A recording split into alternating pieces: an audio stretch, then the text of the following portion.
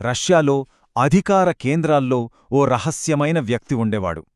ఎప్పుడూ తెరవెనుకే ఉంటూ ప్రపంచ గతిని శాసించే నీడ యుద్ధాలని నడిపించేవాడు. అతన్నే అందరూ ది గ్రే కార్డినల్ అని పిలుస్తారు.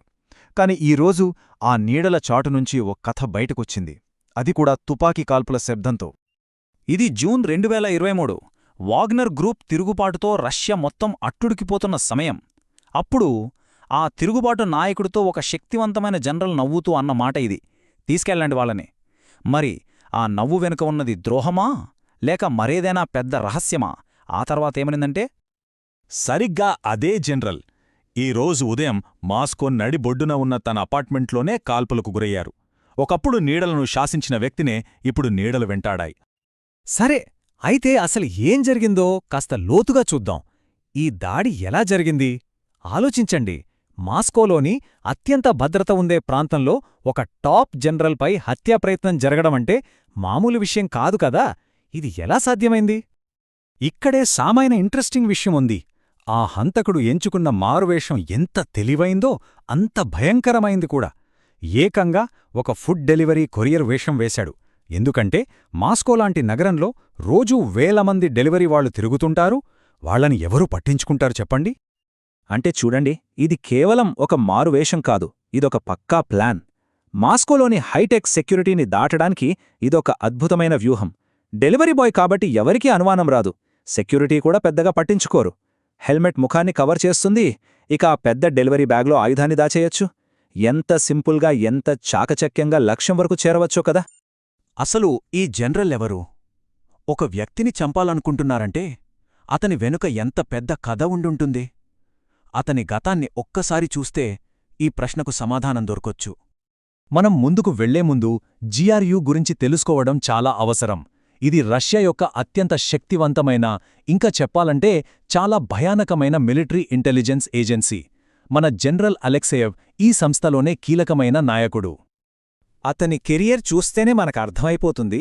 సిరియాలో యుద్ధానికి వ్యూహరచన చేయడం దగ్గర్నుంచి యూకేలో రసాయన ఆయుధాలతో దాడి చేయించడం వరకు రష్యా చేసిన ఎన్నో వివాదాస్పద ఆపరేషన్ల వెనక ఉన్నది ఇతనే. అందుకే కదా అతన్ని గ్రే కార్డినల్ అని పిలుస్తారు. అతని పాత్ర ఎంత కీలకమైందో ఇది చూస్తే తెలుస్తుంది. జిఆర్యు అనే ఒక పెద్ద వలలో ఇతను మధ్యలో ఉన్న సాలీడులాంటివాడు. సైబర్ వార్ఫేర్, సీక్రెట్ హత్యలు చేసే బృందాలు, ఇంకా ప్రైవేట్ సైన్యాలు, వీటన్నింటినీ కలిపే కేంద్ర బిందువు అలెక్సియేవే. మరి ఇప్పుడు అసలు ప్రశ్నకు వద్దాం. ఇంత పవర్ఫుల్, ఇంతమంది శత్రువులు ఉన్న వ్యక్తిని చంపాలని ఎవరనుకుంటారో? ఈ దర్యాప్తులో చాలా అనుమానాలున్నాయి, కాని కొన్ని ప్రధానమైనవే ఉన్నాయి. ఇంతకీ ట్రిగ్గర్ నొక్కింది ఎవరు? అనుమానితుల లిస్ట్ అయితే చాలా పెద్దదే, కాని అందులో ప్రధానంగా 3 థీరీలు వినిపిస్తున్నాయి. అవేంటో ఇప్పుడు చూద్దాం. 3 వర్గాలు ప్రధాన అనుమానితులుగా ఉన్నాయి. 1 బయటి శత్రువు, 2 ప్రతీకారంతో రగిలిపోతున్న ఒక అంతర్గత వర్గం, 3 రష్యాలోనే ఉన్న ఇంకొక శక్తివంతమైన గూఢచార సంస్థ. ఇక మొదటి థియరీ. సహజంగానే అందరి మొదటి అనుమానం ఉక్రెయిన్ మీదే ఉంటుంది. ఎందుకంటే ఉక్రెయిన్పై క్షిపణి దాడుల వెనుక ఉన్నది అలెక్సియేవ్. వాళ్ల దృష్టిలో ఇతనొక యుద్ధనేరస్తుడు. రష్యా ప్రభుత్వం కూడా దాడి జరిగిన వెంటనే ఉక్రెయిన్నే నిందించింది. ఇక రెండవ అనుమానితులు వాగ్నర్ గ్రూప్. వాళ్ల నాయకుడు ప్రిగోజిన్తో నవ్వుతూ మాట్లాడి ఆ తర్వాత అతని మరణానికి, వాళ్ల సంస్థ పతనానికి కారణమయ్యాడని అలెక్సియేవ్పై ప్రతీకారంతో రగిలిపోతున్నారు.